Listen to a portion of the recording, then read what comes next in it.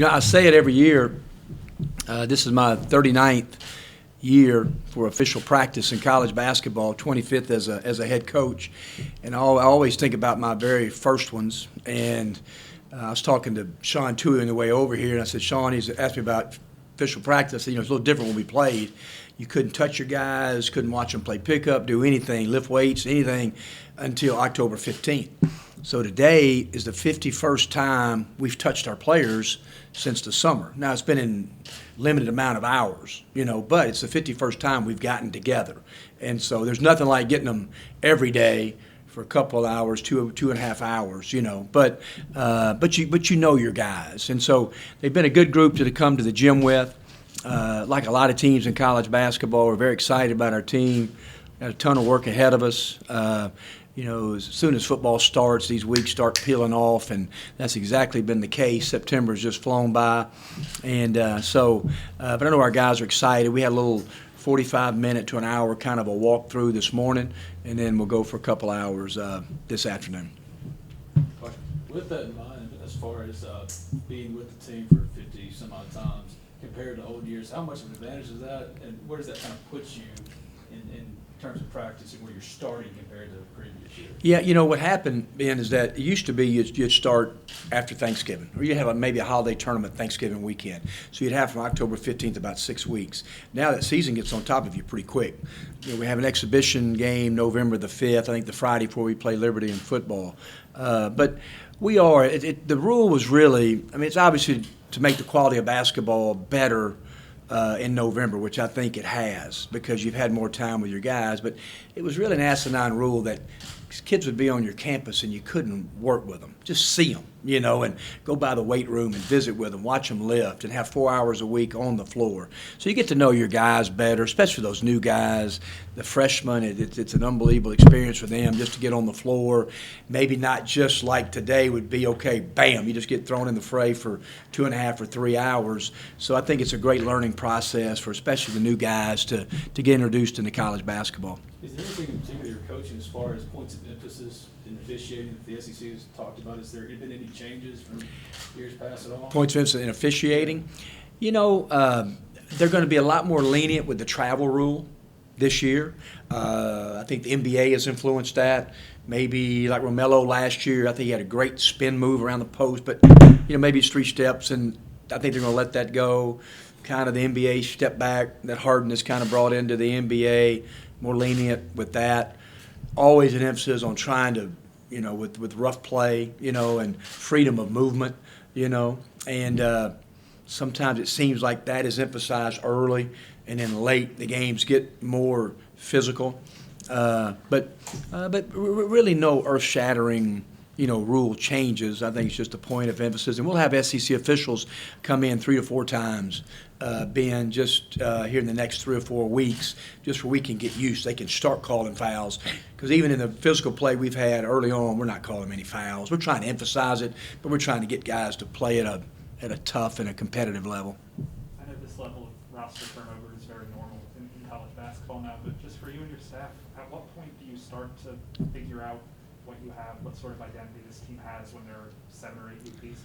Yeah, and I've said this, and y'all probably heard me say it, is that, it's just this going to be the new norm. Look at our team with the transfer portal. We have 5 transfers and 8 high school guys.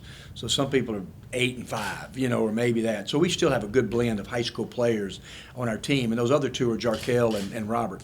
But I've got a decent idea now. I don't think you really can until you get them every day, and you see a guy every single day. We'd practice on Monday and maybe take off Tuesday and practice on Wednesday because of the 4-hour rule. But now you get them every day. And so you can really understand basketball IQ more, how guys can really catch on. That's a huge part of young guys, is just being able to think, on the floor. And so some guys pick it up quicker than others. But, in the next 2 weeks, really understanding what we can do defensively, what are some strengths of us offensively, and then, start in our own little practices, they'll start figuring out depth charts. We'll put it out to the public, but they're going to start sensing it. You talked about speeding up the offense. I think Ty said something about like a spread type of offense. I talked to him last week. What does that kind of entail? What does that look like? Yeah, I mean, we need to have more possessions, Ben. We had the point last year we've talked about is that, we had to make a decision because we didn't shoot it at a great clip. Our assisted turnover wasn't good. We just had to win it doing the defensive things and rebounding, and we did. And I was proud of our players for doing it. We need to have more number of possessions. I think our team is much faster in transition as a whole. We shoot it better. The biggest thing, you want to play fast, smart, and unselfish. Then if you can do those three things with great toughness, now you got a great product, and people want to come watch that. And our skill level is good. Really trying to, I think we have more guys that maybe can create off the dribble. And so hope that the floor is spread and we can make better decisions. But at the same time, we always talk about playing with a hot ball, where guys are moving the ball and playing really unselfish. Said the shooting's improved. Just who have you kind of seen that coming from this summer? Yeah, I think, Matthew Morrell is an improved shooter. Austin Crowley's an improved shooter. I think you saw Jarkel improve as the year went on, and he's, his percentage from three is better. Jamin Breakfield's one of our best three-point shooters, so he can stretch it whether he's at the 4 or the 3 or wherever he's playing it. We need Robert Allen to be able to shoot the ball better. And, Deshaun Ruffin is a good shooter. I really kind of go through a lot of different guys. Grant and Eric, those guys have shot it for a percentage, especially Eric. So I just hope that we can stretch the floor in a better way than we did last year. What aspects of Jarkel's game have you seen maybe take that step over the summer, and what are kind of you want him to hone in on this month? He's unbelievable how much improvement he's made from this time last year. His assisted turnovers almost 3 to 1 in our practice. We keep every assist, every turn, every stat, so it's almost 3 to 1. Since June, and that's what really good point guards can do, or just good guards, and just his leadership has even grown. We thought that he was a good on-ball defender at times, not great off the ball. So just everything, off the ball, team defense. He just practices such a high level. His body's changed. You can see it. He's gained weight. Now he's playing consistently over 180 pounds. So, yeah, he's just developed he's going to be one of the better guards in the SEC. You talk all the time about players changing their bodies and getting away from it. What the hell have you been feeding Matthew Morrell? I know. I'm telling you. Yeah, he is just, we talk to Matt all the time. There's no better athlete in his position in college basketball. Run, jump, strength. Fast. He's got it all.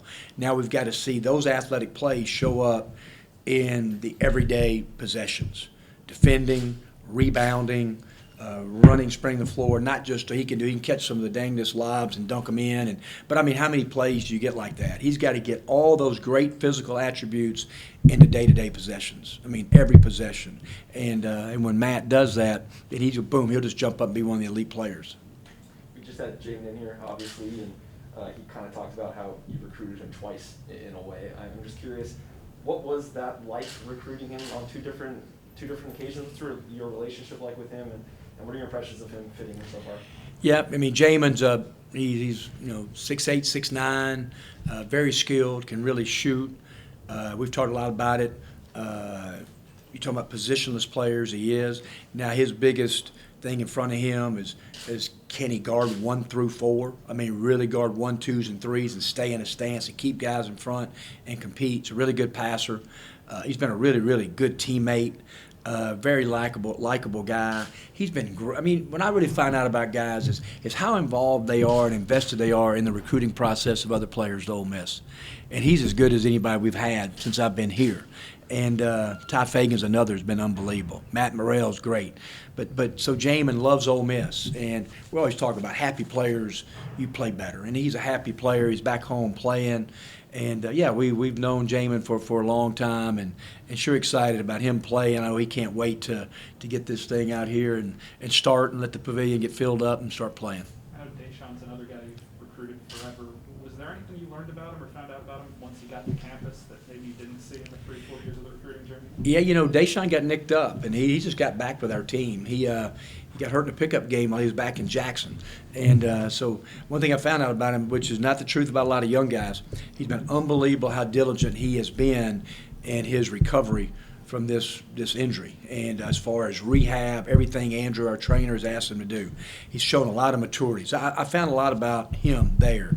his basketball IQ is even a lot higher than I thought. He's a really, really good passer, as good a passer as we've had since I've been here. He's just an electric guy off the dribble. It's just hard to keep him in front, so he's going to have a lot of freedom to be able to play and make others better. And, now he's learning about how durable can he be. I mean, Jarkel goes at him, and our experienced guys go at him every day. I mean, he's not a tall guy, so he's got to compete at a really, really high level. And I think all those guys, the defensive kind of physicalness every single day is probably one of the biggest adjustments from high school to our level. You talk about having still a long way to go. Where do you kind of assess of where you want to see your team make the most growth from now until the start of the season? I've seen the ball movement improve a ton over the last 2 or 3 weeks on our team, and when the ball does move and get out of our hands, make quick decisions. I mean, by catch it open, shoot it, catch it, drive it. Not just to pound it, but just boom, let the ball move. And so the ball we've played with a lot hotter basketball in the last couple weeks. Like every team right now, we've got to improve defensively what we're doing. There's some things we're just now starting to put in from a lot of our zone offensive packages, So like any coach, you want to develop great depth, I think our guys, they really enjoy each other. They enjoy playing with each other. And so we just got to improve in probably every area right now, just getting started. How much are you expecting from Jarkel to kind of step in and replace what Devontae and Brian have been able to do in the last couple of years? Yeah, we've had some elite guards here. I mean, starting with TD and Brian and Devontae, I'm talking about 3 of the best guards in the SEC. Could score it, do a lot of different things. I think Jarkel's right in that line of all those guys based on his talent and his ability to work every single day. And I think we all saw Jarkel at the end of the year, whether it's the last SEC game and a heartbreaking loss to LSU and maybe got 24 or 25, So I think I've said it about Brian and maybe even Devontae, I think he's got maybe the best mid-range game in college basketball, and he's improved his three-point shooting. And so I think we talked about the assist to turnover comes, and he'll really be a complete guard that can kind of play at all levels. Any questions on Zoom? Neil, go ahead. Neil, you're muted. You think I learned that after all the Zooms I've done today? Is Deshaun completely healed? Is he ready to go? He is, Neil. We're going to have to be, he's gone full board. He's in all our physical contact drills. Now we're wearing the chips that all the NBA teams are wearing, and so it does kind of manage, especially for guys recovering from injuries, his load. But yeah, he's been in a couple really, really physical practices. He's done well. His conditioning is not what it needs to be, but that's what we expected after him being out. But there may be some times that's going to be strictly up to Andrew, just his workload over the next couple of weeks, day in and day out, especially when we get in that grind of back-to-back-to-back practices. College basketball, so much of it is fueled by emotion and student sections and all that stuff, at least in my opinion. That wasn't there last year pretty much at any point. How excited are you to kind of see what I assume will be something resembling normal again? Yep, it's going to be, right now it's 100% capacity. The guy going around campus and being at football games, just the students can't wait to get back into Club Reds. I think that thing's going to be exciting and bring a lot of passion and energy. And I've always said it, when they're here, it's as good a student body as any in college basketball. I think people are just excited like they are in football, just to get here. And, this is the first time that I've seen the bleachers pushed in at the pavilion in over a year. It's been with the COVID and everything's out. So it's good today just to walk in and see the bleachers back right on the court. The courtside seats are set up, so game ready just like it was a couple years ago. I know it was like this for everybody, but how hard was it last year to sometimes generate energy internally when, especially with home games where sometimes you fed off crowds, or when you were on the road you fed off an opposing crowd even a little bit when there was no crowd? Was it hard to do that night in and night out? Yeah, I think it's hard for those players. I just think I respect so much, the guys around college basketball that did it, even up to the Final Four with no fans. And, it just shows you their love for basketball. But I think it's going to do this. I bet you football said the same thing. We've always appreciated the fans, but but I think our guy, you'll appreciate fans even more when you step out there and you kind of sense that buzz, Neil, when you're warming up and the tip-off comes. And so I think everybody's ready for college basketball to get back. It's been so fun for me just to go to Vaught Hemingway and then just to watch games on TV and watch these packed stadiums, watch these high-level games. So it'll be the same for basketball.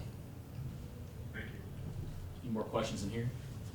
Obviously, the start of your season last year was highly affected just by COVID. How much peace of mind do you have heading into this year that you're probably not going to have those same problems? Yeah, I'm very peace of mind because we're 100% vaccinated, and I think that the biggest, you think about when Lane got it. Think about it, say 60 or 70% of his team or half his team were not vaccinated.